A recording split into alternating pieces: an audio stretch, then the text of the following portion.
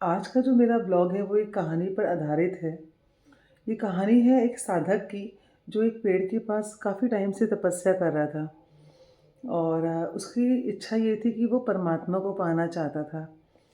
उसी जगह पर एक और पेड़ था जहाँ पर एक युवा साधक कुछ महीनों पहले ही साधना करने आया था। उसकी भी चाहत ये थी कि वो परमात्मा को पाना चाहता था। एक दिन नारद मुनि वहाँ से गुज़र रहे थे, तो उन्होंने देखा कि एक साधु जो काफ़ी टाइम से साधना कर रहा था, उसके पास जाकर उसको बोला कि मैं भगवान से मिलने जा रहा हूँ, तुम्हारा कोई क्वेश्चन है तो बताओ, मैं उनसे पूछ लूँगा। तो वो साधु ने बोला कि भगवान से पूछना कि मैं यहाँ बहुत टाइम से तपस्या कर रहा हूँ, वो मुझे कब मिलेंगे? तो उसने बोला ठीक है। फिर उसने वो युवा साधक के पास भी जाकर यही सवाल पूछा कि मैं भगवान के पास जा रहा हूँ, तुम्हारा कोई सवाल है तो बोलो, मैं उनसे पूछ लूँगा।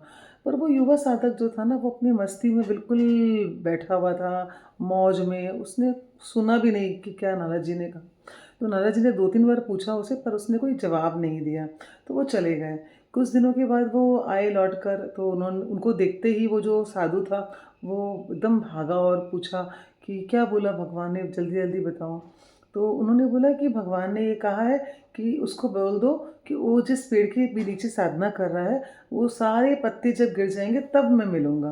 तो उसने देखा पेड़ के ऊपर तो लाखों पत्ते थे, तो उसको लगा लाखों पत्ते, यानी लाखों पत्ते गिरने के बाद भगवान मिलेंगे, तो मेरी तो साधना ही बेकार हो गई। उसने कमंडल वहीं फेंका और वो चला गया। फिर वो उस युवा साधक के पास गए, जो कुछ महीनों से साधना कर रहा था। तो उन्होंने उसको बोला कि सुनो, तुमने तो मुझे नहीं कहा था कि पूछने के लिए भगवान से, पर फिर भी मैंने पूछ लिया कि वो एक युवा साधक भी साधना कर रहा है, तो उसको आप कब मिलोगे? तो तभी भी वो युवा साधक अपनी मस्ती में ही था। तो नारद जी ने बोला कि भगवान ने बोला है कि जैसे ही वो सारे पत्ते गिर जाएँगे, जिसके पेड़ के नीचे वो बैठ के साधना कर रहा है, जिस पेड़ के नीचे बैठकर, वो जब सारे पत्ते गिर जाएँगे तब मैं मिलूँगा। ये सुनते ही वो युवा साधक एकदम खुशी से झूमने लग गया। उसकी आँखें खुल गई और वो नाचने लगा। तो नारद जी को लगा शायद उसने गलत सुन लिया होगा। तो उसने बोला कि एक बार ध्यान से सुन लो कि भगवान ने ये कहा है कि जब सारे पत्ते गिर जाएँगे तब मैं मिलूँगा। इसमें तो लाखों पत्ते हैं, तो क्या लाखों जन्मों तक इंतज़ार करोगे? तो उसने बोला कि ये फ़र्क नहीं पड़ता कि कितने जन्मों तक इंतज़ार करना है। बस प्रभु ने ये कह दिया ना कि मैं मिलूँगा, बस यही मेरे लिए बहुत इम्पोर्टेंट है। तो कहानी कहती है कि वो युवक नाचते-नाचते मुक्त हो गया। तो ये जो कहानी है, इससे हमें क्या सीखने को मिलता है कि हम अपना कर्म करने के लिए बेस्ट एफ़र्ट दे सकते हैं और उसके बाद हम अपना वो कर्म करने के बाद उसको भगवान पे अगर छोड़ देते हैं, तो वो हमें 100% अच्छा रिज़ल्ट देगा। पर हमारे साथ क्या होता है कि हम अपनी कोई भी कर्मों के पीछे ना, अपनी कोई भी डिज़ायर के पीछे एक एक्सपेक्टेशन रख लेते हैं जो हमें हमारे हिसाब से चाहिए। तो इसमें भगवान खुश नहीं होता है, ये हमें इस कहानी से साफ-साफ स्पष्ट होता है। हम जैसे अपने एक फ़्लाइट की टिकट कटवा कर आराम से बैठ जाते हैं कि अब हमें पायलट पहुँचा ही देगा।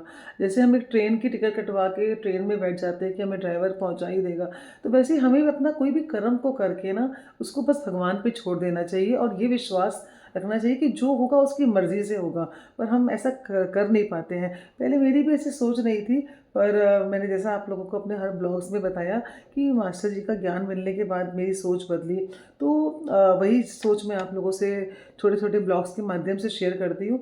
तो बस मेरा आज आप लोग को इस ब्लॉग के माध्यम से बस यही मैसेज देना है कि जितने निश्चिंत होकर आप फ्लाइट में या ट्रेन में बैठ जाते हैं, अपनी जीवन की बागडोर को उस ड्राइवर या पायलट पे छोड़ देते हैं, वैसे ही ये पूरे ब्रह्मांड का जो मालिक है भगवान, उसके ऊपर अपनी बागडोर छोड़ दीजिए। अपना बस कर्म करने में बेस्ट एफर्ट दीजिए, जैसे उस युवा साधक ने दिया। वो कुछ महीनों में ही मुक्त हो गया और वो जो साधु था, क्योंकि उसकी डिज़ायर थी, जब उसको पता चला कि लाखों पत्ते गिरेंगे तब वो मुक्त होगा, तो उसकी वो जो एक्सपेक्टेशन इन रिटर्न थी वो मैच नहीं की, तो उसने साधना वहीं छोड़ दी। पर वो भगवान की टेस्टिंग थी।